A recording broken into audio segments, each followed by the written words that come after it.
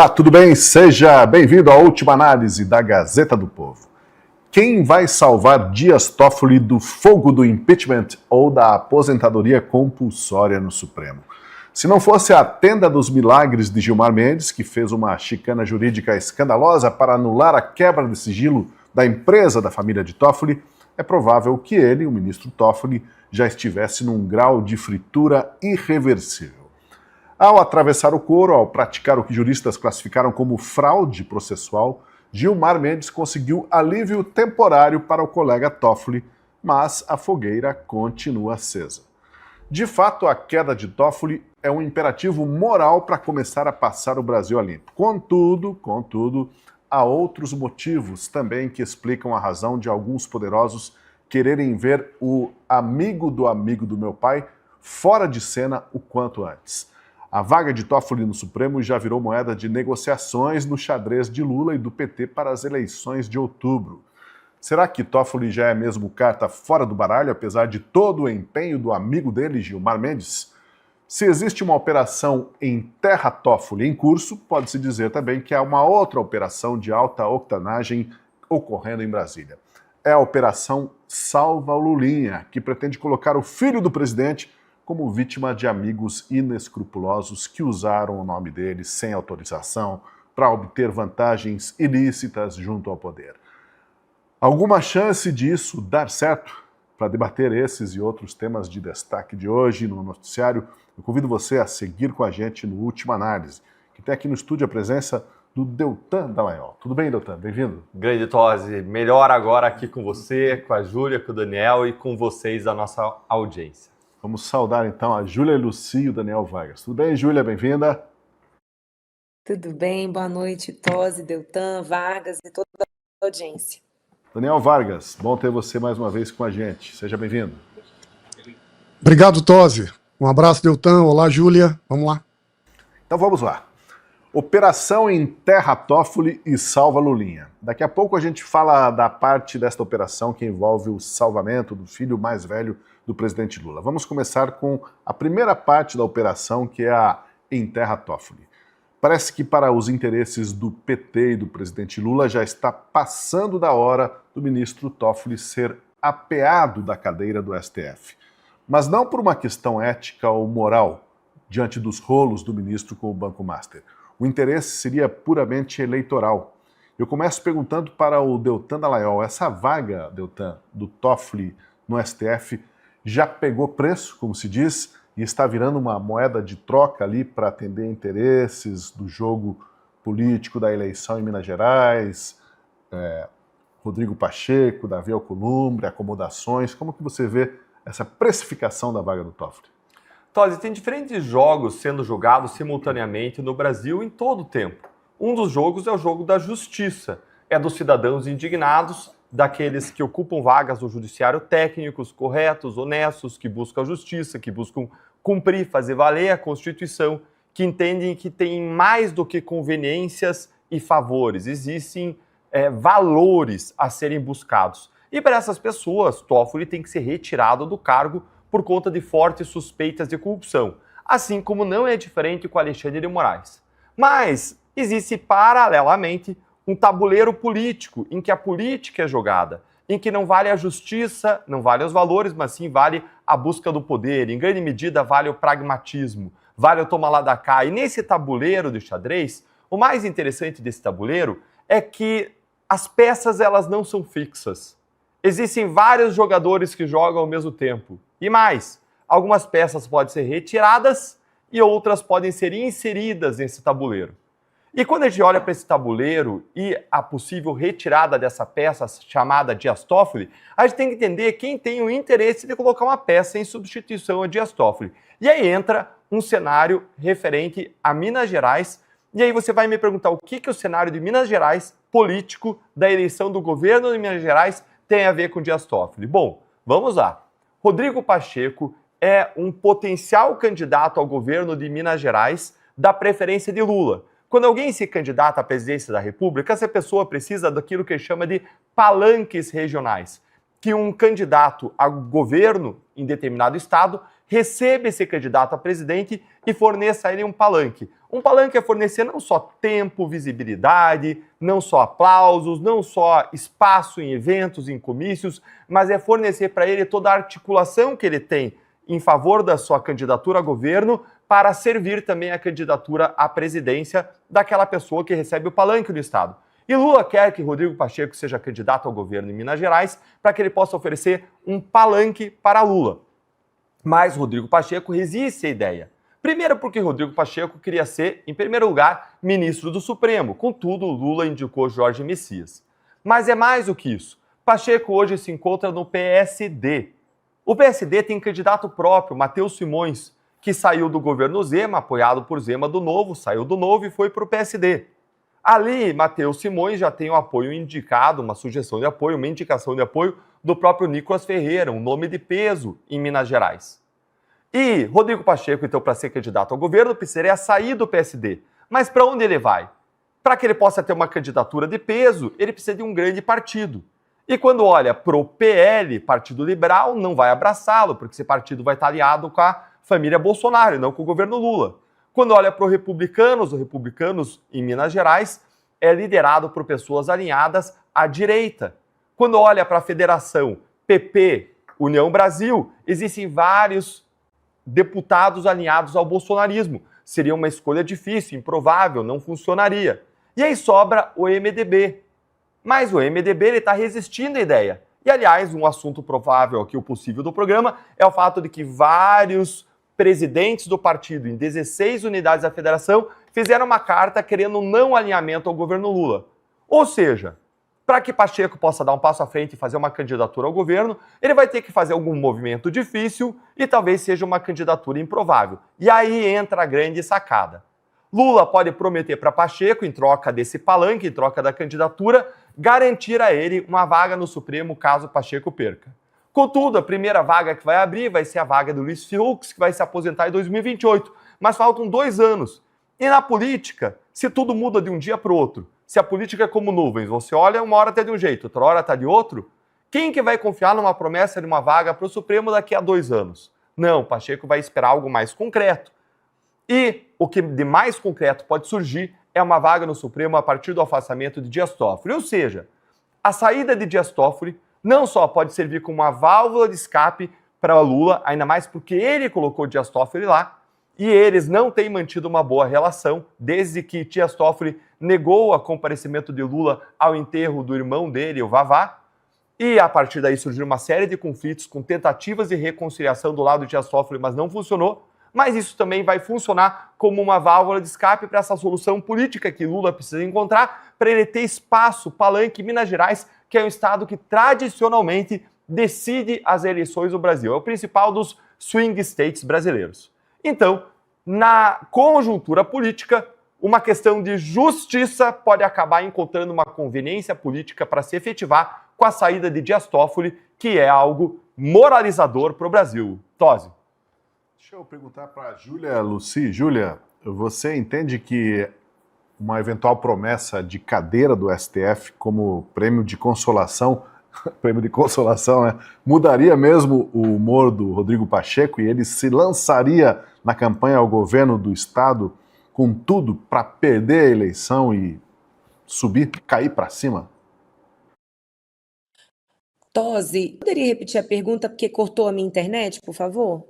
Não, eu digo assim, que tal essa para Rodrigo Pacheco? Mudaria o humor dele, né? Se ele estiver vislumbrando uma promessa de você perde a eleição, se perder você cai para cima, vai para o STF. Ele se atiraria com tudo para perder uma eleição com muita vontade, né? Na política a gente vê a construção de todo tipo de acordo, né?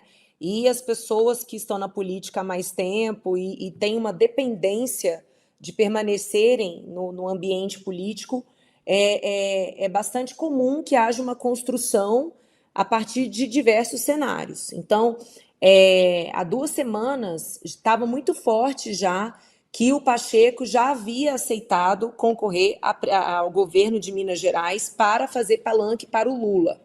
Nós temos uma questão partidária aí a ser resolvida, porque como colocou muito bem o Deltan, hoje quem está no PSD é o Matheus Simões, que saiu do Novo, foi para o PSD, com o estabelecimento de uma parceria para ele concorrer ao governo de Minas. Só que agora, o senador Cleitinho, que aparece em primeiro lugar nas pesquisas, assim, disparado, ele também indica, né? Eu não vi um comunicado oficial dele, mas há fontes mais próximas dele que dão conta de que ele também vai concorrer ao governo de Minas Gerais pelo Republicanos. Neste caso, aí eu realmente acredito que o Matheus Simões ele acaba declinando de concorrer, porque disputar com o Cleitinho é muito difícil, né? Por mais que você tenha um conjunto de resultados bastante expressivos e convincentes, mas na política você precisa buscar voto e muitos eleitores ainda esperam mais carisma do que posicionamento técnico, né? Então, neste caso, se o Matheus Simões realmente desistir de concorrer ao governo, aí abre a vaga dentro do PSD para o Rodrigo Pacheco concorrer. Se o Matheus Simões não desiste, então, nesse caso, o Pacheco teria que trocar de partido, né? Claro que também a gente está falando de um partido cujo presidente é Raposa, é um animal político, de quem você não pode duvidar nada. Então, eu já cansei de ver, tá, pessoas que entram para um determinado partido na promessa de terem acesso a uma vaga majoritária, Senado, ou suplente de senador, governador, vice-governador, fica ali filiada ao partido e na reta final o partido toma uma decisão de não conceder a vaga a ele. E aí, como a janela partidária já se extinguiu, ele não teria condições de fazer uma migração. Então, assim, por que eu estou falando isso? Porque do PSD eu não duvido de nada. Eu não duvido de nada vindo do Kassab. E a gente sabe que o Kassab é uma pessoa que conversa da esquerda, que conversa da esquerda à direita. Então, a gente não sabe como que o PSD exatamente enxerga ali em Minas Gerais. Mas, dando ao Rodrigo Pacheco, vamos imaginar que ele aceite o desafio de ser candidato ao governo, desafio que ele sabe que já entra derrotado, porque a força da direita com o Cleitinho ou então com o Matheus Simões é muito grande, é difícil de você ultrapassar, ainda mais sendo uma pessoa com pouco carisma e sendo uma pessoa vista, inclusive, como um traidor, né? Porque o Pacheco foi eleito porque fazia oposição ao governo Dilma. E aí, ao longo do mandato dele, neste período agora da legislatura do Lula, do mandato do Lula, ele acabou esquerdando. Então, também não gosta de gente que vira casaca. Então, ele sabe que se ele for disputar para Minas Gerais, vai custar muito para ele. Ele tem uma chance gigantesca de sair humilhado, e como essa humilhação já está precificada, é muito possível que haja uma promessa e indicação para uma vaga do Supremo. E neste caso, aí trabalhando no cenário de que essa promessa foi feita e de que a promessa será cumprida, porque também a gente sabe que há promessas feitas e que não são cumpridas, né? Isso é muito comum no meio político. Mas vamos imaginar que esse seja o plano e que Lula decida cumprir com o plano. Aí o Toffoli está rifado. Porque de todos os ministros do Supremo, certamente ele é o que está mais frágil hoje. Olha, Vargas, dizem que Minas Gerais é um estado pêndulo nas campanhas presidenciais, né? Desde a redemocratização, quem ganha em Minas, ganha no Brasil. Agora, mesmo que o Lula consiga convencer Rodrigo Pacheco a se candidatar ao governo de Minas e dar-lhe para que ele possa ter um palanque forte por lá, parece que tem poucas chances de vitória do Pacheco. Então, por que lançá-lo candidato? E eu pergunto, seria mais ou menos como aquele cavalo de corrida que, mesmo que não chegue em primeiro, pelo menos ele aparece na foto, na linha de chegada e pode evitar um desastre grande nas urnas. Será que o Pacheco realmente é tão importante assim para Lula em Minas Gerais que o Lula, se precisar, vai entregar mesmo o Toffoli de mão beijada?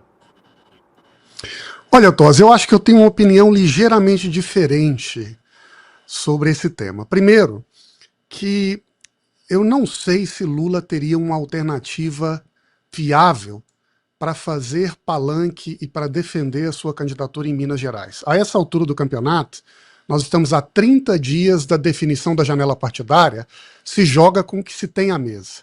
E nessas circunstâncias, ou é Pacheco, ou talvez não seja ninguém. Por outro lado, Minas Gerais, Tosi, é o meu estado, aliás. Eu devo dizer que é um bicho difícil de entender. Eu me lembro que nas eleições para a prefeitura de Belo Horizonte, todos os indícios indicavam para uma vitória da direita. E não é que a esquerda levou. Eles conseguiram, na margem, ganhar as eleições. Então Minas prega essas peças, que às vezes não são captadas pelas enquetes eleitorais, que às vezes nos surpreendem, e talvez Lula esteja apostando nisso. Do ponto de vista do Pacheco, por sua vez, Tosi, sinceramente eu acho que ele acha que ele não irá para o Supremo Tribunal Federal. E a razão é que, como o próprio Deltan mencionou, esperar a próxima vaga que virá com a aposentadoria do Fux em 2028, isso é outro tempo sideral. A política não joga com essa equação de distância tão larga. Mas apostar que este ano, agora já na véspera do período eleitoral, haverá apetite político para encaminhar um pedido de impeachment do ministro Dias Toffoli, talvez não seja algo tão provável assim. E eu digo isso porque já existem 26 pedidos de impeachment do ministro Dias Toffoli na gaveta do presidente do Senado Federal. Toda semana é apresentado um pedido novo, basicamente. Nenhum deles foi e não parece que será admitido agora. Desde o momento em que Toffoli deixou a relatoria do caso, Master, e toda essa celeuma que estava envolvida com a sua relação direta em possíveis falcatruas envolvendo a relação com o banqueiro, o que a gente tem notado é uma espécie de distensionamento da própria posição do ministro, digamos assim, nas grandes capas dos jornais. E eu tinha um colega que dizia: grandes reformas em Brasília só acontecem quando o tema vira título de capa de um grande meio de comunicação. Na verdade, isso é um pouco exagero, mas a ideia é, agora, nesse momento que a gente vive, não está claro que, apesar de todas as animosidades, com todos os interesses em não apostar no futuro de Toffoli, que haveria um apetite suficiente para, na véspera eleitoral, Rodrigo Pacheco, ou melhor, Alcolumbre e as lideranças políticas no Congresso finalmente abrirem o impeachment do ministro Toffoli. O que poderia acontecer, Tosi, a meu ver, é que o tema Toffoli será, sim, um objeto central da disputa política eleitoral no ano de 2026. E que, a partir daqui, se construa uma prioridade política clara no país que exige uma espécie de qualificação moral da atitude dos ministros do Supremo para a próxima legislatura. E que isso, eventualmente, exija, inclusive, uma investigação mais aprofundada e, quem sabe, o impeachment de algum ministro que tem culpa no cartório. Mas eu não creio que haverá, neste ano de 2026, um apetite suficiente para se abrir esse pedido de impeachment, infelizmente. Bem, vamos falar agora da segunda parte da operação, né? Tem a parte Enterra Toffoli e tem a outra que foi chamada de Salva o Lulinha. E essa parte da operação está um pouco complicada, viu, Doutor? Porque hoje o presidente do Senado, quem diria, o Davi Alcolumbre, rejeitou o pedido para anular a quebra de sigilos bancário e fiscal do Lulinha. E o que aconteceu? O Alcolumbre afirmou que naquela votação dentro da CPMI do INSS, o quórum que tinha sido da votação anterior era de 31 pessoas. Então, seriam necessárias 16 manifestações contra a quebra do sigilo e os governistas alegam que conseguiram 13 ou 14 votos. E aí o Alcolumbre falou, bom, 13 ou 14 votos não são 16, então mantém-se a quebra do sigilo. O senador Carlos Viana, no dia, contou 7, né? Porque essa contagem de votação, assim, a olho é complicado. Ele estava sentado, contou 7, aí os governistas falaram, não, isso é uma fraude, etc. Disseram que foi fraude, mas talvez ele tenha se equivocado na contagem, mas mesmo os 14 são insuficientes para barrar a quebra do sigilo, dos sigilos do Lulinha, não? Alcolumbre decidiu isso porque já viu que, como se diz, Inês era morta, já tinha sido quebrado mesmo de qualquer forma o sigilo, ele não ia comprar esse desgaste nesta altura. O fato é que a Operação Salva Lulinha teve mais esse revés, né? Sim. Vamos contextualizar. Você lembra desse quebra-pau que aconteceu na CPMI do INSS na semana passada? Você deve ter acompanhado a imagem das brigas dos deputados logo depois que o senador Carlos Viana, de Minas Gerais, ele abriu para votação e ele disse que estava quebrado o sigilo de Lulinha. Como que aconteceu isso? O senador que conduz a CPMI, lembre, CPMI é um órgão misto da Câmara e do Senado. Você tem deputados e tem senadores. E ele colocou essa proposição da quebra de sigilo em votação. Vamos lembrar que CPMI, assim como o Judiciário, pode afastar, quebrar o sigilo bancário. E uma vez abrindo a votação, ele decidiu contar quem era contrário. Foi contar quem era contrário, como o Tosi bem colocou, são 31 membros da CPMI, basta uma maioria de 16 membros para que a quebra do sigilo fosse aprovada. Ele contou os contrários, pedindo que os contrários se levantassem, contou 7. Imediatamente em seguida, os deputados governistas se levantaram, foram lá, quiseram brigar, alguns até desferiram socos e pontapés. O deputado Luiz Lima, do Novo do Rio de Janeiro, foi um dos atingidos por um soco, salvo engano, do deputado Rogério Correia, do PT. E aí houve toda essa confusão e a base governista, que quer proteger Lulinha, ela recorreu. E recorreu tanto ao Alcolumbre, mas também disse que efetivaria um recurso ao Supremo Tribunal Federal. Agora, nesse caso, quem pode salvar a Lulinha é o Alcolumbre. Por que não o Supremo, como o Supremo salvou Dias Toffoli da quebra de sigilo por meio da CPI do crime organizado? Porque no caso do Dias Toffoli, houve um recurso da empresa do Dias Toffoli direcionado para Gilmar Mendes. Esse foi uma forma de burlar a distribuição que deveria ser para o ministro André Mendonça. Porque Dias Toffoli e Amarílide sabiam que teriam uma pequena chance, uma chance muito reduzida, se o seu recurso fosse direcionado para André Mendonça, que hoje é o responsável tanto pelo caso Master como pelo caso do INSS. Então eles iam encontrar uma forma, encontrar lá um processo arquivado há 3 anos, uma pouca vergonha, fizeram pedido nesse processo que estava com o Gilmar Mendes, e Gilmar Mendes, descaradamente, sem vergonha, com óleo de peroba na cara, atropelando todas as regras, mas mais do que isso, atropelando a pura moralidade, atropelando a mais básica decência, ele teve a coragem, a desfaçatez de dar uma tapa na cara do brasileiro, de enterrar a Constituição, de praticar mais do que uma ilegalidade, uma imoralidade, de retomar o processo, estava arquivado há 3 anos, e de bloquear a quebra do sigilo da Amarílide. E em seguida, ele rearquivou o processo. Uma tremenda de uma pouca vergonha para brindar o seu amigo e colega Dias Toffoli, que era companheiro dele como investigado pela Receita Federal em 2019, quando a Receita investigava as famílias dos 2 ministros por indícios de sonegação fiscal e lavagem de dinheiro, e naquela ocasião eles foram blindados por Alexandre de Moraes, que determinou que a Receita paralisasse as investigações. Vamos então voltar. Então, nesse caso do Lulinha, ele não tinha como recorrer ao Supremo, porque se ele recorrer, não tem um caso nas mãos de Gilmar. Ele ia ter que recorrer para André Mendonça, e ali a perspectiva era muito ruim. Então eles apostaram suas fichas em Davi Alcolumbre. Vamos lembrar que, tradicionalmente, os presidentes do Senado e da Câmara são aliados do governo Lula, são aliados do Supremo Tribunal Federal. Contudo, essa relação entre Alcolumbre e Lula está estremecida desde que Alcolumbre advogava pela indicação de Rodrigo Pacheco ao STF e Lula indicou Jorge Messias. Estava programada uma reunião de reconciliação que nunca veio acontecer e essa rusga permanece. Aí você pode me perguntar, Tosi, por que Alcolumbre não reverteu a decisão de Carlos Viana? Ele usou como argumento o fato de que apenas 14 se levantaram quando pelo menos 16 precisariam ter se levantado. Mas, como a gente estava conversando aqui informalmente antes do programa, Alcolumbre também poderia ter derrubado a decisão, usando o argumento formal, dizendo, olha, não houve uma contagem adequada, essa votação tem que ser refeita.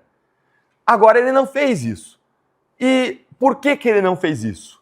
Eu só sei te dizer uma coisa, ele não fez porque ele quer alguma coisa do governo Lula, porque ele quer mostrar poder, porque ele se sentiu desagradado em alguma coisa e ele quer alcançar alguma coisa. Eu vou contar um episódio muito breve do parlamento de quando ele estava lá. Em uma determinada votação, alguns deputados se aproximaram de mim e disseram, Deltan, nós vamos votar com você contra o PL das fake news por causa da censura. E eu fiquei contente, afinal de contas eram deputados do Centrão, mais pragmáticos, do toma lá da cá, de agradar o governo Lula em troca de emendas, e eu pensei, nossa, eles botaram a mão na cabeça. E depois eu fiquei sabendo que, na verdade, eles tinham votado daquela forma porque eles queriam pressionar o governo Lula, que não estava liberando cargos e emendas com que o governo Lula tinha se comprometido em favor daqueles deputados. Ou seja, eles usaram uma votação simplesmente como uma forma de pressionar o governo a cumprir aquilo que ele tinha prometido e estava demorando a cumprir. Então, eu não sei exatamente qual é a promessa, qual é a questão que está em jogo, mas certamente Davi Alcolumbre vai apresentar uma fatura bem alta e está descontente com o governo Lula por algum descumprimento de obrigação com que o governo se comprometeu aí com o Alcolumbre e está deixando ele com as mãos vazias. Bom, vamos seguir tentando explorar essa operação aí, Salva Lulinha, né? Uma das pessoas mais enroladas com o careca do INSS é a empresária Roberta Luxinger, lobista apontada como quem abria as portas dos ministérios em Brasília para os envolvidos nesses desvios. Junto com Lulinha, ela teve a quebra dos sigilos aprovada pela CPMI do INSS. Roberta partiu para o contra-ataque e acionou o Supremo, alegando que a quebra dos sigilos foi ilegal, arbitrária e sem motivação concreta. A defesa da empresária alega que a quebra desse sigilo já foi feita pela Polícia Federal e que mesmo essa medida foi baseada em recortes de mensagens e ilações. Bom, só para relembrar, segundo investigações da CPMI, a Roberta seria quem recebia R$300 mil por mês do careca e repassava tudo para o Lulinha, identificado como o filho do rapaz. Está nesse print aí do WhatsApp divulgado pelo Estadão. Veja só, temos mais uma para pagamento, diz um interlocutor, no valor de 300, daí o outro pergunta, para o filho do rapaz. Tem o Pix? E aí segue a conversa. Quando fizeram uma busca e apreensão, a Roberta alertou o careca. Só para você saber, acharam um envelope com o nome do nosso amigo no dia da busca e apreensão. E ela, em seguida, orientou o careca do INSS. Suma com os telefones, jogue fora. E aí, todas essas conversas, Vargas, são meras ilações, como diz a defesa da empresária, né? Ilação, para mim, era uma coisa diferente desse tipo de quase confessionário que a gente vê no WhatsApp. Ô Tosi, isso é o que a gente costuma chamar, nas melhores salas de aula de direito, de ius esperniandi. É quase que uma tentativa desesperada de tentar jogar uma garrafinha no oceano na expectativa de que ela chegue no destino que se espera. Em condições normais de temperatura e pressão, tudo isso seria visto e tratado como um devaneio. Claro, ninguém tem a obrigação de ser acusado e simplesmente aceitar. A pessoa tenta se defender, apresenta os seus argumentos, faz os seus recursos. Agora, o que se esperaria, e esse é o ponto, é que nada disso fosse muito adiante. A grande questão, Tosi, é que ao longo desses últimos anos a gente tem visto que a justiça brasileira, com frequência maior do que o desejável, aceita os recursos do ius esperniandi. E o que me deixa muito preocupado, e alguns exemplos dessa jurisprudência curiosa têm sido vista nos últimos dias, sob a liderança de antigos e tradicionais ministros do Supremo, é que um desses recursos dessa natureza acaba encontrando algum processo arquivado há alguns anos e, de repente, isso vire uma liminar. Nós sabemos, Tosi, que as CPIs, todas elas, têm poderes de investigação, mas têm limites. Entre esses limites está a necessidade de fundamentar de maneira específica, individualizada, o pedido de quebra de sigilo. A regra no país é a liberdade das pessoas e a proteção da sua intimidade, da sua privacidade. Diante de um fato que merece investigação, a CPI pode aprovar uma exceção a essa regra com o objetivo de se esclarecerem eventuais crimes como esse, que tem chamado a atenção e gerado grande discussão nacional com o roubo dos dinheiros dos aposentados do INSS. Agora, o que nós temos visto com o que essa apelação, esse recurso da senhora Roberta indica, é que nós estamos vendo uma tentativa de, digamos assim, superar a própria jurisprudência estabelecida pelo Supremo sobre o que pode fazer uma CPI. Neste caso específico, o pedido de quebra das informações fiscais da Roberta, assim como do filho do presidente, do Lulinha, foi através de uma petição, um requerimento individualizado de alguns deputados, tinham mais do que um deles, do próprio relator da CPI, deputado Gaspar, e isso foi feito a partir de então com uma aprovação realizada pela CPMI, que, como nós vimos, foi agora confirmada pelo presidente Alcolumbre como válida. Então, não parece que há qualquer violação, seja de precedentes estabelecidos pelo Supremo sobre como a CPI deve operar, seja da existência de indícios que indiquem a individualização da suspeita, seja de qualquer outro motivo que poderia ser alegado para dizer Roberta não deve ser investigada. Mas sobra, como sempre sobra no Brasil, esse direito de última rácio que a jurisprudência brasileira tem tratado com tanto carinho. E as pessoas se aproveitam disso, fazem o seu ius esperneante e vai que cai naquele ministro, hein? Bom, a Roberta Luchsinger, né? Ela é amicíssima da mulher de Fábio Luiz Lula da Silva, Lulinha. Nas redes sociais, essa amizade é celebrada pela empresária, que diz que a mulher do Lulinha, a Renata Abreu Moreira, é companheira de aventuras, de alegrias, de perrengues e de milhares e milhares de tacinhas de champanhe. São palavras dela homenageando essa amizade. As duas fizeram até uma tatuagem idêntica nos braços, selando essa amizade com as letras BFF, né? Best Friends Forever. Pois é, agora, Júlia e Lucia, essa amizade eterna aí parece que está colocada à prova, né? A exemplo do pai que nunca sabia de nada nos escândalos da República, o Lulinha, segundo reportagem de Andresa Matais, do Metrópolis, vai acusar a amiga lobista de usar o nome dele na farra do INSS.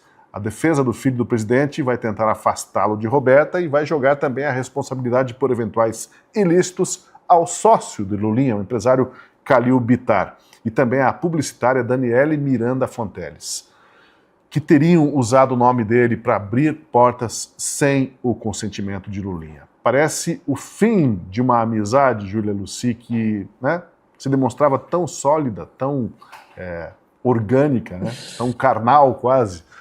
Será que esse jogo, também por outro lado, também não está combinado, né? Tem gente aí que pode ser que tope virar boi de piranha para salvar o presidente, o filho do presidente. Ô, Tosi, a questão é que não tem como. O sigilo foi quebrado. Então, assim, você pode construir a tese que quiser. Ah, eu não sou amiga. Ou então ela estava usando meu nome sem a minha autorização. Pode falar o que quiser, mas as transferências vão aparecer. E não adianta assim, mas não caía na conta dele. Tá, mas a polícia consegue fazer todo o caminho do dinheiro, né? O follow the money vai descobrir como é que ele estava recebendo esse dinheiro. Né? Uma testemunha no âmbito da CPMI do INSS disse que ele recebia essa mesada, outras pessoas já corroboraram com isso. O desespero da oposição na semana passada, né? Quando eles perderam a votação aí desses requerimentos, porque foram, se eu não me engano, 87 requerimentos que foram votados em... E, inclusive, esse é um dos argumentos da defesa da Roberta Luchsinger. A defesa diz que não houve a devida individualização do caso dela e que o caso dela entrou num bolo genérico e que o fato de ser genérico não justificaria, né, que o sigilo dela fosse quebrado e que ela fosse convocada no âmbito da CPMI do INSS. Só que uma coisa não tem nada a ver com a outra. É como o Vargas colocou muito bem, é o ius esperneandi em pleno funcionamento, porque a CPI pode sim votar em bloco, foi uma decisão tomada ali na hora, e os deputados do governo comeram mosca, assim comeram o dia da presidência e da relatoria. Eles já estavam dando ali como vencedores, dormiram no ponto, Tereza Cristina convocou a votação, quando percebeu ali visualmente que a oposição tinha a maioria, pronto, emplacou a presidência e relatório. A política feita de minutos de oportunidade, de às vezes de segundos, que um bom deputado e muitas vezes um bom assessor consegue capturar ali para conseguir emplacar aquilo que é o interesse. Então, assim, a defesa pode estar isso, não tem qualquer tipo de validade, mas a gente não quer que o mandado de segurança seja acatado. Agora, se o mandado de segurança não for acatado, é constitucional para proteger um direito líquido e certo, e eu não vejo qual o direito líquido e certo dela que foi ferido, ele pode ainda tentar um habeas corpus, que é o que a gente é cansado de ver, né, que inclusive, né, a gente já teve a oportunidade de conversar com o deputado Alfredo Gaspar, no sentido de haver algum tipo de restrição, que o Congresso aprove algum tipo de restrição nesse poder que hoje o Supremo tem de simplesmente destruir uma capacidade de investigação de uma CPI ou CPMI, porque fica conferindo os corpos aí à torta e à direito, né? Então, o Congresso precisa se debruçar sobre o tema, porque a gente está vivendo uma série de situações no nosso país, seja porque a Constituição não é respeitada, ou seja, porque há muitas brechas na Constituição. E eu estou falando aqui de um desses casos. Mas, o Tosi, não me surpreenderá se o Lulinha começar 100% da culpa na Roberta. Isso aí é absolutamente normal. No meio de cobra, é uma cobra comendo cobra e não existe laço de fidelidade que subsista. O que agora Brasília se pergunta é: será que Lula vai dizer que não sabia de nada? Ou então será que Lula vai dizer que o filho não é dele? Que o filho é de Bolsonaro? Será que vai chegar nesse ponto? Deltan, você quer fazer um comentário em cima do que falou a Júlia ali? Quero sim, quero fazer 2 tweets. O primeiro tweet é: Lula dizia que nada era dele. Agora Lulinha diz que nada é dele também. É tudo culpa dos amigos. Filho de peixe, peixinho é. Tal pai, tal filho. Segundo tweet: Roberta Luxinger foi uma das maiores doadoras de campanha de Lula. Agora descobrimos que ela recebe milhões em favor de Lulinha, que seriam oriundos, segundo suspeitas, de grandes esquemas de desvio de dinheiro. Será que esses grandes esquemas que destinam dinheiro para aí não são, no final das contas, para financiar a própria campanha do Lula? Para doações que seriam feitas no futuro? Haja amizade, né, para manter esse tipo de relacionamentos. Ficam aí as questões no ar. Bom, a gente viu aí, pelo que a gente conversou até agora, que o Lulinha realmente está em apuros sérios. A defesa dele já foi desmentida pelos fatos algumas vezes desde que começaram as revelações comprometedoras.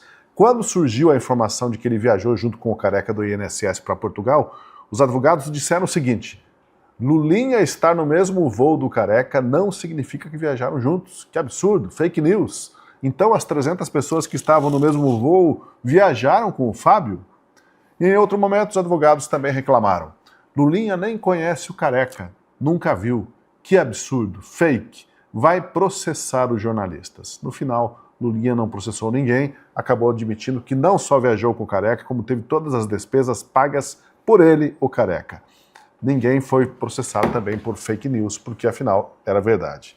A operação Salva Lulinha, Vargas, vai ser mais difícil do que achar um lugar seguro para os ayatolás lá no Irã hoje, né? Parece.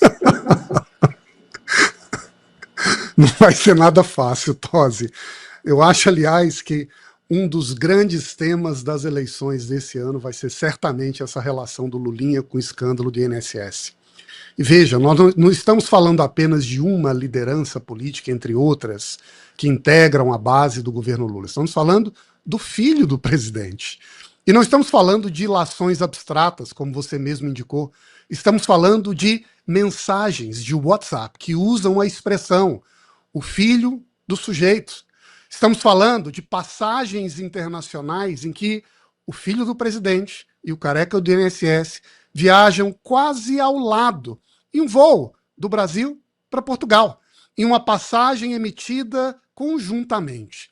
Estamos falando de relações que envolvem uma liderança, filha, neta de um grande banqueiro suíço, que se declara socialista, que foi uma grande doadora do PT e é amicíssima do próprio filho do ex-presidente. Tudo isso muito conectado em uma teia, investigada pela Polícia Federal e cada vez mais clara. E aqui eu concordo com a Júlia. Eu acho que o que ainda falta no desdobramento desse caso não vai ser decidido ou definido por uma mensagem de efeito de um advogado do filho do presidente, que quer, de certo modo, ou gerar uma dúvida na imprensa, ou quem sabe desestimular a imprensa a avançar com uma determinada afirmação. Não vai ser isso que vai fazer qualquer diferença no momento. O que vai fazer diferença é que há pelo menos 2 trilhos de investigação acontecendo paralelamente, e pode acreditar, com o pé fundo no acelerador. O primeiro da Polícia Federal, que durante um período, quando Toffoli ainda estava na liderança do Master, parecia que existia ali um interesse, uma vontade de frear, controlar, tolher a Polícia Federal. Agora, ao que tudo indica, o próprio presidente Lula disse, está liberado. Pode investigar, inclusive, o meu filho, se tiver culpa no cartório, que pague. Vamos ver. Mas, em paralelo, a própria CPMI do INSS, que tem agora, Tosi, 30 dias para provar seu valor. Porque depois disso, ela precisará de uma extensão do seu prazo para continuar suas operações. E, portanto, tem que mostrar serviço agora, para que se torne praticamente natural ou muito difícil para o presidente Alcolumbre não aceitar o pedido de extensão de prazo de atuação da CPMI. O que significa que esses 2 trilhos de apuração vão colocar na base das discussões públicas brasileiras, com cada vez mais ênfase, um conjunto de materiais, de evidências concretas, de dinheiro que saiu daqui para ali, de mensagem de WhatsApp que ainda a gente não tem conhecimento, de relações, de encontros que virão à tona. E aí é que nós veremos, de fato, quem é que tem ou não tem culpa no cartório. Agora, ao que tudo indica, será uma eleição recheada de histórias e histórias sobre a vida, a participação, a experiência do filho do ex-presidente em grandes operações na República Brasileira. Eu fico pensando aqui, Deltan, se talvez a estratégia do Lulinha e dos seus advogados seja recorrer à tenda dos milagres do Gilmar Mendes. O problema é que o santo milagreiro acabou de fazer um milagre que custou sangue, suor e lágrimas, né? Que foi vetar a quebra de sigilo da empresa dos irmãos do Dias Toffoli. Será que o Gilmar Mendes vai atenderia essa nova convocação para fazer um novo milagre? Tosi, fiquei meio chateado que você deu uma diminuída no Gilmar Mendes, chamou de tenda dos milagres. Ele dizia que ele tinha um pátio dos milagres. Ele certamente não viveria numa tenda, viveria num palácio digno de 129 milhões de reais que ministros faturam aí através de suas famílias. Claro que tudo muito legalmente, prestando serviços, ou talvez dignos de contratos de milionários com a CBF, quando ao mesmo tempo está decidindo questões da CBF. Enfim, acho que você está aqui menosprezando, diminuindo o ministro, praticamente um ataque ao Supremo Tribunal Federal, à democracia, às nossas instituições, e eu quero aqui sair em defesa da nossa democracia. É que a tenda dos milagres era o romance do Jorge Amado, né? Tudo isso está parecendo uma grande ficção, então misturamos aí o romance do Jorge Amado com o quê? A crônica de uma decisão anunciada por Gilmar Mendes. Olha só, eu não alcancei a sua estatura cultural, Tosi. Me perdoe. Mas, de um jeito ou de outro, nós estamos falando do grande castelo brasileiro, do castelo da magia. Acho que, sei lá, né, a gente podia chamar até de, talvez, Disney World, onde os sonhos acontecem, né? O cara sai do Pátio dos Milagres, entra no castelo da Cinderela, onde ele consegue tudo, realizar os seus mais magníficos sonhos, como cancelar uma quebra de sigilo bancário em relação a uma empresa suspeita de corrupção. Quem sabe o que pode sair de lá, não é, Tosi? Afinal de contas, eu disse, olha, as portas estão fechadas, em princípio, o relator do caso é o ministro André Mendonça, mas se você tivesse me perguntado há 2 semanas se o Dias Toffoli ou a sua empresa poderiam recorrer a Gilmar Mendes, eu diria não tem nenhum caso com o Gilmar Mendes. Mas veja só, eles vão lá, cavocam, acho uma coisa de 3 anos atrás, sem pé nem cabeça, não tem justificativa técnica nenhuma justificativa legítima para levar esse caso a Gilmar Mendes, eles ainda assim fazem e pior. O ministro dá, porque até a parte de fazer eu até entendo, mas o ministro dá é outra história, mostra que de direito, de justiça não tem nada. O que vale hoje um pouco é uma visão que no direito internacional se fala de realismo, né, de poder, que o que manda não é o direito, mas é o poder das pessoas. E aqui no Brasil a gente está vendo que não manda o direito é só uma ilusão, é um discurso que se usa para se manter a ordem, é vamos dizer, uma crença imaginária de todos nós, porque no final do dia é o Supremo que vai e os ministros impõem a sua vontade e fazem o que querem. Agora, essa crença coletiva de que o direito existe e é importante é uma crença fundamental para o funcionamento da nossa sociedade. Quando você começa a derrubar isso, fica inseguro em investir. Ontem eu estava conversando com um empresário que está fazendo investimentos muito relevantes no Paraná, investimentos de ordem bilionária, e diz, olha, o principal problema que nós temos é segurança jurídica. Eu não posso confiar que não vai ter uma adesão maluca de algum ministro derrubando, mudando, quebrando a previsibilidade, a estabilidade. Isso acaba prejudicando a nossa prosperidade, o nosso desenvolvimento, retraindo investimentos. Então, quando você me pergunta, Gilmar Mendes pode fazer alguma coisa? Eu responderia, olha, ele não deve, mas ele pode tudo.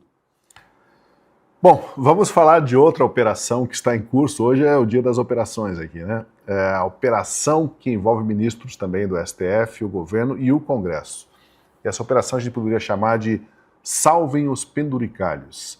O raciocínio é o seguinte, o Poder Judiciário aceita uma reforma que acabe com os penduricalhos nos salários, mas em troca incorpora boa parte de todos esses penduricalhos, essas verbas indenizatórias, na folha de pagamento. Haveria talvez aí a duplicação do teto, que hoje é de R$46 mil. A negociação está em debate pela comissão criada pelo ministro Edson Fachin para buscar uma regra de transição que seja razoável. E aí sempre nessa hora vem aquela pergunta, né? Não seria razoável simplesmente cumprir a lei e pronto? Seria isso, não, Júlia, a expressão mais acabada, mais finalizada da pior forma de jeitinho brasileiro, criar uma regra de transição e transformar aquilo que era penduricalho em um corpo só, elevando, sabe-se lá para quanto, o teto do funcionalismo público no país? Pois é, eu confesso, o Toffoli, que eu não sei nem como que o ministro Fachin vai fazer isso, porque Toffoli quem não, dispõe... hein? Toffoli não, hein? De novo não. Eu vou pegar esse apelido aqui, gente.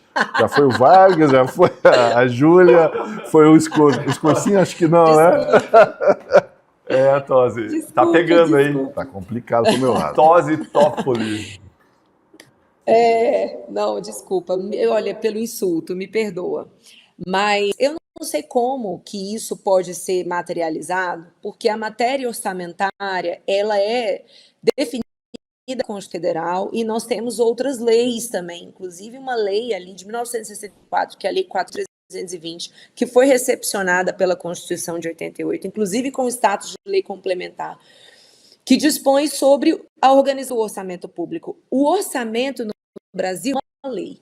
E a Constituição diz claramente que a criação ou aumento de despesas necessariamente será feito por lei. O que é uma lei? É um ato emanado de alguma casa legislativa. Se a gente estiver falando de lei federal, a gente está falando de um ato do Poder Legislativo Federal.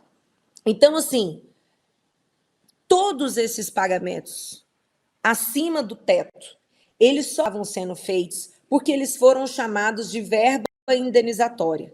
Só que bem distantes do conceito de verba indenizatória. Então, para mim, tá? Aí eu sou obrigada a concordar integralmente com a decisão do Flávio Dino, né? No voto dele ali, ele explicou que não podem ser benefícios remuneratórios por meio de atos ativos e, para ele, também não podem ser criados por meio de leis estaduais, porque o Poder Judiciário e o Ministério Público, eles são órgãos de natureza federal, então, os estados não podem dispor de uma forma diferente de um estado em relação ao outro. Então, ele suspendeu a validade desses pendurados por administrativos e também por leis. Eu concordo 100% com o que o ministro Dino fez nesse caso. Então, assim, eu não sei como, tá, que o Fachin vai conseguir dobrar esse teto, só mesmo se o Congresso o fizer, porque o teto está ido. Inclusive, a Constituição já colocou o valor máximo a ser pago para servidores e membros do Poder Judiciário, já definiu o valor máximo a ser pago por servidores do Poder Legislativo e do Executivo também, respectivamente, o chefe do poder. É o salário máximo. Então, como que ele vai dobrar o teto? Ele vai apresentar um projeto visando aumentar o teto, porque o Supremo tem intenções de iniciar o processo legislativo. Eles próprios vão apresentar um projeto de lei, eles vão tentar convencer os parlamentares a apresentarem uma PEC. Eu não sei como que o ministro vai conseguir fazer isso, tá? Mas o fato é que é uma imoralidade. É uma imoralidade. Se a gente fosse rico, ainda seria imoral. Mas nós somos um país pobre, que as pessoas recebem a R$ 2.500. Então, eu tenho vergonha, tá? Porque toda vez que eu faço um comentário assim, eu que eu sou de Brasília, eu recebo um monte de ligação de pessoas reclamando. Mas eu tenho vergonha de alguém achar isso normal. Um servidor público ganhar 100 mil, 150 mil, 200 mil reais, às vezes até 1 milhão, que vão pulando verbas de diversas naturezas. Então, assim, não tem condições. É algo que precisa acabar. E eu estou curiosa para ver qual é a saída jurídica que o ministro Fachin vai tentar emplacar. Pois é, se o reajuste do teto salarial entrar em vigor nas próximas semanas, ou digamos meses, o problema é que ele vai comprometer uma fatia grande do já combalido orçamento público brasileiro. E em ano eleitoral seria mais uma bomba para o governo do PT. Por isso, o governo de Lula não quer tratar desse problema agora. Agora, quando e como esse problema, Deltan, dos penduricalhos deveria afinal ser tratado? Já. Os penduricalhos são inconstitucionais, indevidos, eles não devem existir, mas eu vou te contar a razão oculta, secreta pela qual eles existem hoje, a razão obscura que leva à sua existência e manutenção. E essa razão não é bonita. Bom, quando a gente olha para os penduricalhos, por que eles são indevidos e inconstitucionais? Porque a Constituição Federal estabeleceu um subsídio único. Ele padronizou o valor do recebimento de magistrados e membros do Ministério Público em todo o país. Estabeleceu um teto do funcionalismo público. E esse teto é o que recebe o ministro do Supremo Tribunal Federal. Mas como mostrou o governo Lula com o arcabouço fiscal, como mostra com o jeitinho brasileiro, e o jeitinho brasileiro entra em tudo, esse teto acabou se tornando não um teto. Assim como o teto fiscal acabou desaparecendo e foi substituído por um arcabouço fiscal. Mas a Constituição proíbe, ele tem que ser derrubado. Antes de te dizer a razão obscura pela qual existem os penduricalhos, eu quero te dizer ainda o seguinte: um servidor público ele deve receber um salário digno, ele deve ser valorizado e esse valor salarial ele deve ser mantido. Ao mesmo tempo em que se estabeleceu o teto, o valor do subsídio, se estabeleceu que o subsídio deveria ser irredutível, se estabelece como uma garantia dos membros do Ministério Público e do Judiciário a irredutibilidade do subsídio, ou seja, isso não pode perder valor. Da mesma forma, todo ano é reajustado o valor do salário mínimo para que o trabalhador que ganha o salário mínimo ele não perca o valor, o poder de compra. Contudo, em relação ao Judiciário e Ministério Público, embora seja previsto na Constituição, não se cumpre a garantia da irredutibilidade do subsídio. E o salário vai sendo corroendo, a ponto de hoje, comparado com o valor atualizado lá de 2003, quando se estabeleceu o subsídio, se fosse o valor atualizado até hoje, hoje o subsídio atual é um subsídio corroído em mais de 30%. Agora, Deltan, por que eles permitem essa corrosão? E por que eles não garantem a manutenção do subsídio? Eu digo para vocês, eles não garantem porque eles querem ter a carreira do Judiciário e do Ministério Público nas mãos, primeiro, dos ministros do Supremo e, em segundo lugar, eles querem manter nas mãos dos políticos, da cúpula do Congresso Nacional. Porque quando você tem uma corrosão de 30% do teu salário como membro do Ministério Público ou do Judiciário, você passa a depender de um beijamão de ministro do Supremo para que eles consigam negociar com o Congresso Nacional o reajuste. E lembre, ministro não precisa de reajuste. Ele ganha das suas palestras, ele ganha talvez de contratos de 129 milhões de reais, de vendas de resort de 35 milhões de reais, através desses outros, vamos chamar assim, esquemas. Eles ganham valores extraordinários, eles não precisam para eles. Mas eles se colocam na posição de salvadores das carreiras do Ministério Público e Judiciário que, nesse contexto, acabam segurando suas críticas. Porque aquilo que Toffoli fez, aquilo que Moraes fez, deveria merecer não a crítica, o grito dos membros do Ministério Público e Judiciário. Mas quando você espreme eles, você coloca eles em gaiolas, você aprisiona, você coloca eles debaixo de uma forte pressão para que eles silenciem, eles não critiquem e, por meio da pressão salarial, você lhes se retira a independência de crítica e de gritar contra os abusos que acontecem no Brasil. Isso acontece em grande medida por meio dos sindicatos do Ministério Público e Judiciário, das associações que veiculam as suas demandas. Então vejam, não garantir a manutenção do valor do subsídio é uma forma que se encontra de ter essas carreiras, no grosso modo, dentro das suas mãos. E aí, com a pressão salarial, vários ministérios públicos e judiciários têm autonomia de independência financeira, eles passam a estabelecer valores adicionais, verbas indenizatórias, com o objetivo de tentar manter o padrão de compra, porque o próprio Congresso e o Supremo não mantêm, gerando essa pressão sobre essas carreiras. Só que aí, essas medidas elas são inconstitucionais, não são pelo meio adequado, não segue o procedimento adequado, legítimo, que deveria ser uma lei do Congresso Nacional. E quando você vê, você começa a ter uma série de gambiarras incorretas, indevidas, estabelecidas a partir desse sistema que existe para controlar membros do Ministério Público e do Judiciário. E aí a solução que agora se busca é que exista um reajuste do subsídio para se retirar os penduricários. Mas vamos ver que esse não é o problema, porque esse reajuste já aconteceu. Primeiro, quando foi estabelecido o subsídio lá atrás, no começo dos anos 2000, salvo engano, 2002, 2003. Depois, mais para frente, foi criado, conforme foi acontecendo uma defasagem do subsídio, uma coisa que se chamava auxílio moradia, que era uma verba indenizatória, um penduricário, que foi estendido a todos os procuradores e juízes. E mais, deixa eu fazer uma ressalva importante, o procurador e o juiz lá da ponta, ele não tem culpa disso, isso estabelecido lá em cima, nas cúpulas, como uma forma de manter o poder de compra. E quem está lá embaixo não tem nem voz. E aí se estabeleceu esse benefício estendido a todo mundo, auxílio moradia, como uma forma de manter o padrão de compra, e aí depois se decidiu retirar, restabelecendo o valor do subsídio. Mas o problema é que, mais uma vez, eles deixaram o subsídio defasar para ter as carreiras nas mãos, e agora se quer se fazer um novo grande acordão para restabelecer o poder de compra em troca da queda dos penduricários. Gente, esse é o problema que nunca vai acabar se a garantia da irredutibilidade dos subsídios ela não for mantida. E vejam que ela não é mantida por uma razão obscura, por uma razão de controle de poder sobre os membros das carreiras, o que é absolutamente inadequado. Então, o que nós vemos no STF aconteceu um escárnio. E quando se fala agora de um acordo para cair os penduricários, vejam, o STF ele não pode fazer acordo sobre verbas ou sobre questões indisponíveis. Se os penduricários são ilegais e inconstitucionais, tem que cortar, não tem acordo para isso.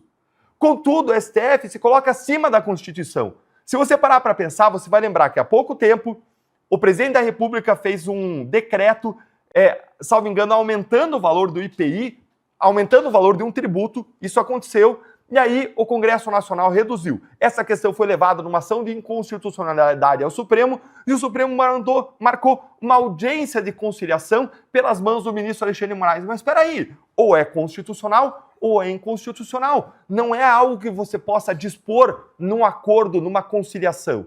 Da mesma forma, mais uma vez, os penduricários você não pode dispor, mas o Supremo se arroga esse poder de conciliador nacional, de quem está acima da Constituição, para ser o grande provedor das soluções. Assim ele mantém o poder, assim ele consegue se blindar e manter todo mundo quieto. Essa é a grande verdade sobre penduricário e subsídio. Pois é, agora o que não ajuda muito nesse debate tem sido as manifestações de alguns representantes da classe aí que acabam tornando a coisa um pouco tragicômica até, né? Porque isso aconteceu semana passada, né, na manifestação perante o STF da juíza aposentada a Cláudia Márcia Soares, que é presidente da Associação Brasileira dos Magistrados do Trabalho. Ela disse que os juízes, a gente precisa lembrar, disse que os juízes têm insegurança sobre o valor que vão receber no final do mês devido à inconstância dos penduricários. E ela reclamou que os magistrados, os promotores, enfim, não têm uma série de benefícios que seriam razoáveis, como carro oficial, cafezinho, lanche e outras coisas do gênero. Vale relembrar aí o que ela disse nessa ocasião. Juiz de primeiro grau não tem carro, paga do seu próprio bolso o combustível, o carro financiado, enfim, não tem apartamento funcional, não tem plano de saúde, não tem refeitório, não tem água e não tem café, ministro Dino. No primeiro grau não tem. Nós pagamos, eu pelo menos quando estava na ativa pagava o meu junto com a minha equipe, né? Isso fala assim, o que tem isso, Cláudio? Tem sim, porque isso é indireto. O subsídio que é 46, que cai para uns 24 líquido, né, porque a imprensa só coloca o bruto, não coloca ali o que fica para a Previdência Social e para o imposto de renda. Não coloca exatamente que, para o juiz de primeiro grau, esse valor nominal é completamente diferente para um ministro ou para um desembargador. O desembargador também não tem quase nada, a não ser um carro. Não tem mais nada também. Mal tem um lanche, pelo menos no Rio de Janeiro, eu não estou sabendo mais dos lanches. Então, não tem nada. Pois é, às vezes as pessoas cometem alguns deslizes na maneira como colocam as coisas e, infelizmente, para essa magistrada, eu acho que ela marcou sua trajetória aí como representante de classe por essas declarações infelizes, Vargas. Porque, como disse o Deltan aqui, não é que as pessoas se rebelem contra um salário bom, um salário justo, um salário ótimo para quem tem uma carreira de curso superior muito valorizada na sociedade brasileira. A questão é não fazer disso um festival de botar dinheiro a mão na cumbuca e pegar dinheiro, recurso público, como bem entender, né? E achar ainda que estão se ressentindo porque não tem verbas para cafezinho, para almoço, para lanche, enfim, para carro. Essas declarações foram muito infelizes e só colocam ainda mais os brasileiros, tornam os brasileiros ainda mais indignados com esse debate, né? Olha, Tosi, infelizmente eu creio que a senhora magistrada acabou virando meme. E, de certo modo, deu corpo, deu fundamento para uma desconfiança, para uma espécie de, às vezes, de preconceito, ou às vezes de percepção do que é o modus operandi das corporações na justiça brasileira.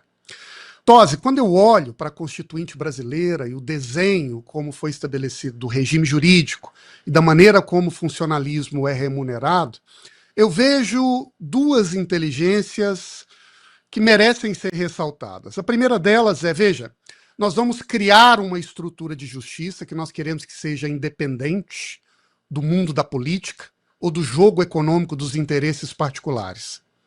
Para que isso aconteça, eu preciso garantir a esses servidores da justiça que cumprem uma carreira de Estado condições para o exercício da sua função que sejam capazes de blindá-los ou de limitá-los dessa necessidade cotidiana de participar do jogo das negociações para a sua própria sobrevivência. E é por isso que a gente estabelece, primeiro a partir do subsídio de um ministro do Supremo Tribunal Federal, o teto do funcionalismo público no país. Segundo, que a gente deriva a partir daí o salário, ou subsídio, de boa parte dos funcionários da Justiça, do Ministério Público, mas indiretamente, inclusive, do Executivo e até do Legislativo. Mas significa que para aquelas carreiras mais centrais, e a Justiça como sendo uma delas, nós blindamos esse servidor da necessidade cotidiana de disputar no banco do dia a dia, com outras carreiras, com outros interesses, com outros mercados, as condições de remuneração pela sua prestação de serviço. A segunda inteligência, Tosi, é que a Constituição faz isso estabelecendo uma regra clara. E essa me parece que é uma das grandes virtudes do direito, quando bem compreendida a sua função. A função número 01 do direito, a gente costuma dizer, é estabilizar a expectativa. E essa estabilização de expectativa acontece quando você define uma regra. Essa regra pode ser melhor, ela pode ser pior, mas ela precisa ser clara. Quando nós inscrevemos um número, e chamamos esse número de teto da remuneração de um servidor público no Estado brasileiro, nós estamos demarcando de maneira muito transparente o que deve ser feito e, portanto, também aquilo que não pode ser superado. Quando nós organizamos a carreira de Estado da Justiça e a limitamos das influências políticas externas e blindamos a sua atuação, estabelecendo uma regra do direito que fixa um teto para a sua remuneração e, a partir daí, para orientar o resto do Estado, nós criamos condições para que essa atividade seja independente, que possa funcionar com garantias e que não seja volátil às circunstâncias do dia a dia. É claro que existem condições para que essa regra, de fato, se mantenha e seja respeitada. Uma delas, Deltan mencionou, é que haja uma correção gradual desse valor para garantir o poder de compra do salário. Agora, na medida em que essa regra não passa a ser cumprida como ela exige, e nós criamos a tratar a regra que organiza a remuneração dos servidores de carreira de Estado, do mesmo modo que a gente faz com o sistema tributário brasileiro, cheio de puxadinhos, de exceções, benefícios, o que nós criamos na prática é um emaranhado que ninguém mais sabe o que vale no país. E o resultado dessa corrupção por dentro das regras, dessa obscuridade, é uma crise geral que afeta, em última instância, a própria credibilidade da justiça. E essa servidora aposentada, quando vem ao Supremo Tribunal Federal e faz o seu pleito sindical, apenas mostra para todos nós qual é a consequência de se criarem exceções constantes em uma regra. O que criamos na prática brasileira foi um jogo em que a atuação da justiça se parece a uma atuação de algum outro sindicato corporativo, cujo papel está em defender os interesses dos seus representados. E aí, sem nenhum constrangimento, vai, né, ao centro do Supremo Tribunal Federal, órgão de cúpula da justiça brasileira. Faltou levantar a mão para dizer: viva o salário do juiz de primeira instância. Isso deveria ser visto de uma maneira cômica, como uma espécie de febre de um sistema que está claramente doente. Mas não, isso se tornou normal em um país em que a regra não tem mais valor. Como resolver isso, Tosi? Primeiro passo é diferenciar o que vale do que não vale. Tem que existir uma regra clara e transparente que trace uma risca no chão e diga: até aqui pode, aqui não pode. Para isso, de algum modo, vamos ter que acabar com os penduricalhos que se tornaram o modus operandi natural do Brasil. Sabe qual é o problema, Tosi? Se a solução for por esse caminho que está sendo apresentado agora, de elevar o teto da remuneração dos servidores da justiça, isso tem um impacto em escala sobre toda a nação. Porque nós sabemos que na prática brasileira, inclusive porque não tem mais regra, o que deveria ser um teto virou uma bússola. Todo mundo vai correr atrás daquela mesma direção para aumentar o seu salário no dia seguinte. E aí haja orçamento público para bancar tanto Estado no Brasil. Júlia, o que poderia ser uma saída aí? Ninguém vai fazer protesto em frente à vara de um... judicial, à frente do Tribunal de Justiça, no STF, muito menos, é complicado fazer protesto por lá. A pressão tem que ser no legislativo, talvez? Tosi, só colocando aqui uma informação aí adicional, essa magistrada que fez o pleito sindical, ela recebeu no mês de 2020, no mês de dezembro do ano passado, 113 mil de salário. 113 mil.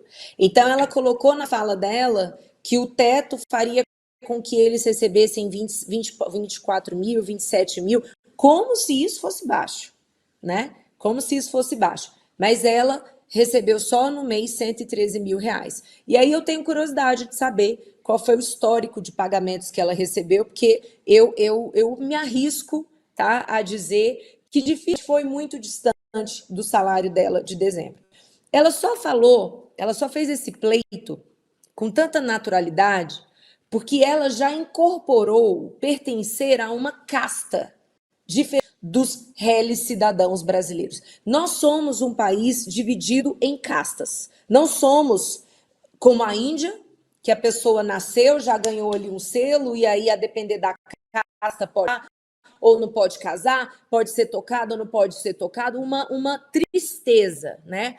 Mas aqui no Brasil, nós temos sim pessoas que adentram em determinadas bolhas de privilégio, mesmo que tenham entrado por concurso público, mas o fato é que entraram em bolhas de privilégio porque tem garantido o salário mensal, porque tem garantida a estabilidade e porque, em alguns casos, eles têm super salários. Aí a pessoa começa a estar de vida como se ela fosse, assim, um empresário super bem sucedido. Ele começa a ter acesso a produtos e serviços que, sinceramente, não deveriam ser acessados por servidores públicos. Ninguém deveria enriquecer no serviço público, não faz sentido, porque o simples fato de alguém conseguir enriquecer no serviço público já mostra que o país ele está mobilizado no sentido contrário. Não é sentido de colocar dinheiro em política pública para você trabalhar na mobilidade social, para você trabalhar na base e dar igualdade de oportunidade a qualquer que venha nascer no Brasil. Não, o esforço arrecadatório do governo está sendo direcionado para manter uma casta. Essa mulher perdeu completamente a noção da vida real. Ela não sabe, por exemplo, que tem muitos brasileiros que não conseguem ter todas as refeições ao dia. Trabalhadores. Estou falando de gente que recebe salário. E ela reclamando porque não tinha lanche, porque não tinha café, porque não tinha carro. Que mundo que essa pessoa adentro, esse é o ponto dela achar uma aberração ela não ter carro. Então, assim, isso é algo que nos indigna. E onde que tem que acontecer a pressão? É onde o federal já falou. Aliás, eu não entendo. A Constituição já disse tudo, já disse que é verba de caráter indenizatório, já estabeleceu. Eu não entendo. Na realidade, entendo. É gente, desculpa a palavra, safada. Safada, que quer se valer da posição que tem dentro do Estado e tirar mais. E aí, se não bastasse todas as estratégias que eles fizeram até para criar verbas indenizatórias de diversos tipos, né? Ainda vai começar a ser investigado agora o uso da rentabilidade dos depósitos que os tribunais têm, né, que eles recebem, porque muitos tribunais pegaram parte desses depósitos e mandaram para o Master. E a partir do rendimento que tiveram ali nos depósitos do Master, eles criaram também penduricalhos. Então, assim, gente, a imoralidade da imoralidade, eu acho que está na hora do brasileiro falar o seguinte: eu não aceito pagar muito para ser servidor. Não quer ser servidor, não seja. Quem é obrigada a estudar para passar em concurso? Ninguém. Está insatisfeito? Peça para sair. Simples assim. Bom, vamos falar agora da guerra no Oriente Médio. Os Estados Unidos e Israel atacaram e destruíram o prédio onde supostamente deveriam estar reunidos hoje 88 ayatolás para a eleição de um novo líder supremo do Irã. Não se sabe quantos ayatolás de fato estavam no local. A mídia iraniana alega que nenhum foi morto porque eles já estavam em outros endereços. E o conflito se intensificou em várias frentes. Israel fez bombardeios em Teherã e no Líbano. Os iranianos atacaram com drones a embaixada americana na Arábia Saudita e há pouco também atacaram com drone a embaixada americana em Dubai. O exército israelense, por sua vez, atacou o gabinete presidencial do Irã. Já essa imagem que você vê agora é de um outro bombardeio, também na capital de Teherã. E em postagens sobre a guerra, o comando americano informou que está caçando impiedosamente drones e lançadores de mísseis em todo o território iraniano. E essas ameaças estão sendo eliminadas uma a uma, diz o comando americano, sem hesitação, sem desculpas, como mostram as imagens que você viu. O problema agora para os americanos, segundo muitos analistas, é também o custo dessa operação. Para destruir um drone do Irã, que custa aí poucos milhares de dólares, os americanos utilizam mísseis dezenas de vezes mais caros. Mas a questão aqui que eu queria trazer para o debate é o ponto de vista do Brasil, Deltan. Como que essa guerra vai deixar como herança para a diplomacia de Lula e a sua visão de geopolítica? O que vai ficar? O que muda na geopolítica e com o alinhamento que a gente sabe que o governo Lula sempre teve ao Irã e cuja solidariedade ele manteve no que iniciaram os ataques? Mudou a geopolítica? Onde fica o governo Lula nessa fotografia? Tosi, vamos falar sobre como que isso afeta o Brasil? Só deixa eu fazer um breve parênteses. Eu vi o presidente Donald Trump dizendo que eles destruíram todas as defesas aéreas iranianas, que destruíram as forças militares de mar, a marinha, destruíram a força aérea iraniana, mas não tinham ainda conseguido destruir os mísseis, ou seja, as fontes dos ataques. E eu pensei, por que conseguiram destruir tudo o que ele disse que destruíram e não os lançadores de mísseis? Eu fui pesquisar sobre isso e é porque grande parte dos lançadores de mísseis, eles são móveis. Grande parte dos mísseis, eles conseguem sair a partir de caminhões específicos que circulam pelo Irã. Uma outra parte dos lançadores estão sediados em montanhas, e o Irã tem várias cadeias de montanhas, tem um terreno bastante montanhoso, e outra parte ainda acontece a partir do subsolo, em estações subterrâneas que abrem, lançam os mísseis e se fecham. e não são fáceis de identificar via satélite. E o Irã tem uma grande quantidade de mísseis, ou seja, vai seguir incomodando. Uma grande quantidade de mísseis de médio e longo alcance. Então imagine se tivesse conseguido desenvolver uma ameaça nuclear. Bom, agora vamos para o Brasil. A queda do regime dos ayatollahs, ela tem um impacto geopolítico, regional, tem impacto narrativo em Lula, mas não tem um impacto comercial. O Irã, na ordem do dia, não é um grande parceiro comercial brasileiro. E nós não importamos nosso óleo de lá, ou seja, vai ter um impacto muito reduzido comercial no Brasil. Contudo, vai ter impacto na geopolítica, especialmente regional, e na narrativa global anti-ocidental de que Lula faz parte. Vamos lembrar que o Irã, regionalmente, ele financia vários grupos que são grupos anti-establishment, grupos anti-ocidente, grupos que são anti-governos constituídos da região, como, por exemplo, o Hezbollah no Líbano, o Hamas na Palestina e os Houthis no Irã, no Iêmen. Então, ele financia grupos terroristas, grupos que geram uma instabilidade, que vão perder força a partir da queda do Irã. E no cenário global, o Irã se alinha àquela frente anti-ocidental. Se alinha à Rússia, à China, e o Brasil apoia esse discurso.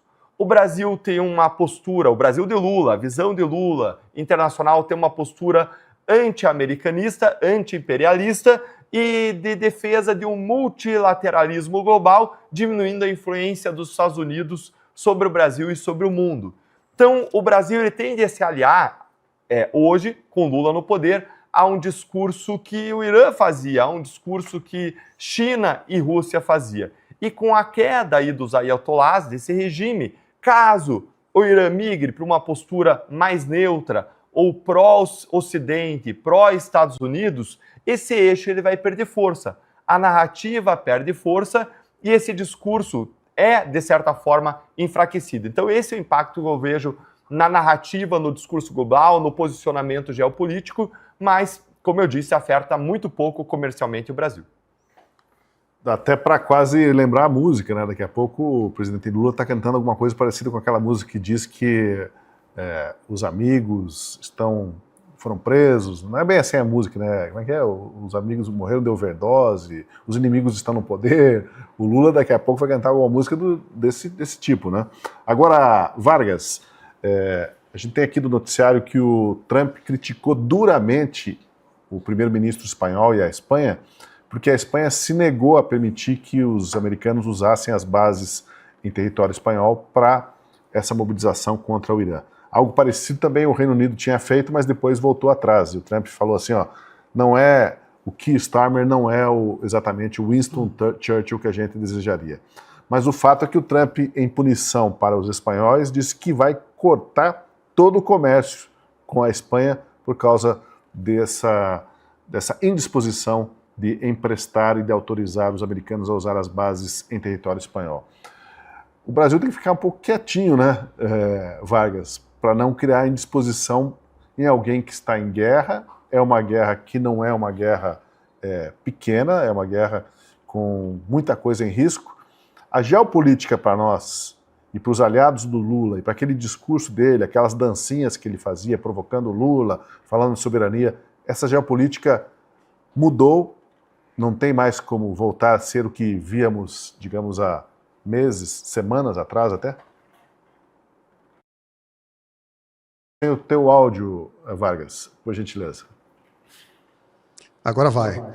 As coisas estão mudando numa velocidade, numa intensidade que seria difícil de imaginar um ano atrás. Eu acho que as sinalizações do presidente Trump a partir dessa guerra são impactantes e preocupantes para nós, por dois motivos, Tosi. De um lado, mostra que essa não é uma guerra como outras guerras em que dois países ou duas regiões pontuais disputam a soberania, a influência ideológica, quem vai governar a nação. É, na verdade, uma guerra que, ao mesmo tempo, quer redefinir as zonas de influência econômica global. Então, o Trump está combatendo o Irã junto com Israel ao mesmo tempo em que está apontando para parceiros na Europa e dizendo, se você não estiver comigo, você está contra mim. No caso da Espanha, salvo engano, a mensagem do Trump foi de romper as relações comerciais com o país. Uma ameaça que ele também fez ao governo inglês, mas a coisa não chegou nos finalmente. O que significa, Tosi, que nessa relação com o Irã, a partir da guerra que ali está instalada, a tendência é que outras formas de pressão análoga também possam acontecer ao longo das próximas semanas. Por exemplo, se os Estados Unidos decidirem, como tentaram com a Rússia, asfixiar a capacidade econômica do governo do Irã, de continuar abastecendo e financiando sua economia de guerra. Uma das formas de fazer isso é não apenas de aumentar sanções diretas ao país, mas sanções indiretas aos países que comercializam com o Irã. E nesse caso, o risco para o Brasil não é apenas que nós compramos do Irã insumos nitrogenados que são a base para a nossa produção no agro, em particular para o milho, mas que nós acabamos sendo alvos de uma possível sanção imposta pelo governo americano ao mantermos uma relação econômica que para nós é importante, dado que nós somos um país altamente dependente da importação de fertilizantes nitrogenados. Ao mesmo tempo, Tosi, também corremos o risco de os Estados Unidos, se eventualmente essa guerra for concluída com a vitória norte-americana, quiserem refazer o mercado no Irã e no Oriente Médio, para beneficiar, ou de certo modo compensar os prejuízos, da sua própria economia. Mais ou menos como ele agora tem tentado fazer na Venezuela. E se ele fizer isso no Irã, o que significa é que ele pode virar e dizer, a partir de agora, o milho que vocês consomem será comprado dos meus produtores e não do Brasil. Hoje, o Brasil é o principal fornecedor de milho para o Irã. Quase um quarto de todo o milho nacional, uma das principais commodities da nossa economia, vai para o Irã. O que significa que aqui nesse campo comercial nós também estamos dispostos. Como estamos expostos também na relação com a logística global. Nós temos uma economia globalizada. Transportamos os nossos bens por rotas marítimas, boa parte deles atravessando o Oriente Médio. Como vamos passar por lá? Estamos vulnerabilizados com o preço do petróleo e do gás natural, que agora vai às alturas. E a nossa economia, em grande medida, gira em torno dessa commodity mãe. Aumenta o preço do petróleo, a inflação bate aqui. O que significa que nós estamos expostos, Tosi, em inúmeras frentes. Num momento como esse, a principal recomendação talvez seja de cautela. E passo a passo, ao mesmo tempo, tentar identificar as vulnerabilidades mais gritantes do país e tentar agir para neutralizá-las, mitigá-las, na medida do possível. Será possível fazer isso de uma maneira definitiva agora, no auge dessa tensão? Provavelmente não. Mas o que sabemos é que o mundo está mudando, Tosi. E o primeiro passo é reconhecer a realidade. O que será a economia do mundo depois que essa guerra terminar, muito provavelmente será muito distinto daquela economia com base em que nós crescemos e chegamos até aqui. Como nós vamos ser diferentes, isso é parte da tarefa, do desafio que as lideranças brasileiras, a partir de agora, devem começar a se perguntar. Deixa para fechar, eu queria só ouvir a Júlia Lucia o seguinte, Júlia. O Lula, do jeito que as coisas andam, ele vai virar o Mick Jagger da política mundial, né? Porque o Mick Jagger, onde ele aparecia para assistir jogo de futebol, o time que ele apoiava perdia, né? E o Lula, de certa forma, agora, tô solidário ao Maduro, estamos fechados com o Maduro, Maduro cai, estamos fechados com o Ayatollah, com o Irã está nessa situação. Ninguém mais quer ouvir a manifestação de solidariedade do Lula, né? Porque virou um pé frio daqueles. Ele só abre a boca para envergonhar o povo brasileiro, né? Assim, ele poderia fazer o enorme favor de ficar calado, porque o que nós, como país, temos a ganhar, tá? Eu não estou pensando nele, no que ele pensa, a gente sabe que ele gosta de ditador, ele sempre foi amigo de ditador, ele sempre pegou dinheiro brasileiro via BNDES e outras pontes aí para mandar dinheiro nosso, para manter ditaduras mundo afora, isso aí a gente sabe, né? Bolsonaro não podia falar isso na campanha 22, mas hoje a gente pode falar a verdade. Mas eu não estou preocupada assim, com o que o Lula pensa. Esse homem é uma das piores pessoas que nós poderíamos ter, né, levando o nome do Brasil. Fala, infelizmente, é a República Brasileira que está falando, né? E aí o Lula não está nem aí.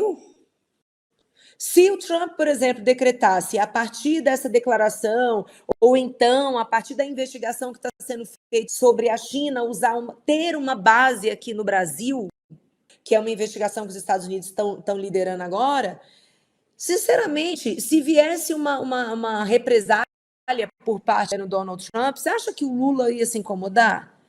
Ele não ia, porque ele não está nem aí para o Brasil. Ele vai sacrificar quem ele tiver que sacrificar. O que importa é o projeto de poder dele, porque ele não está nem aí se as declarações dele, se as parcerias que ele está, se vão nos prejudicar.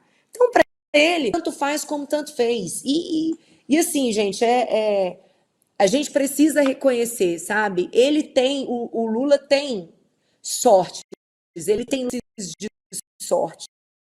Tange a decisões ali internas dos Estados Unidos, principalmente em relação ao acordo de Mar-a-Lago, que prevê que o dólar seja cada vez mais desvalorizado, isso tende a beneficiar o Brasil. Então, assim, eu não sei o que o Trump iria fazer, eu não sei se o Trump, por exemplo, colocaria algum tipo de barreira com a gente, porque ele já colocou lá atrás e ele decidiu rever, principalmente por pressões internas ali nos Estados Unidos. Inclusive, eu não sei nem se o Trump dá conta de cumprir essa promessa aí que ele fez de cortar o relacionamento comercial com a Espanha. Não sei se ele dá conta de fazer isso. Mas, assim, o fato é que sabemos muito bem quem é o Lula, mas também sabemos que o que ele fala não faz a menor diferença no exterior. Pode trazer algum prejuízo para nós? Pode, mas vejo que os Estados Unidos está muito limitado nisso, vide os acontecimentos que se passaram nos últimos meses aqui no Brasil. Bem, eu quero agradecer muito a todos vocês pela participação na última análise. Obrigado, Deltan, obrigado aqui a Júlia aqui, e o Vargas ali também. Foi um prazer tê-los com a gente nesse debate. E fica o convite para todos que assistiram para se tornarem assinantes da Gazeta do Povo, aproveitando a promoção de R$1 durante um período de 6 meses, e você apoia o nosso jornalismo e possibilita que a gente mantenha programas como Última Análise. Não esqueça sempre de curtir quando estiver assistindo, para que o Google possa distribuir, o YouTube possa distribuir o nosso programa para mais gente. Muito obrigado pela sua companhia e até o nosso próximo encontro.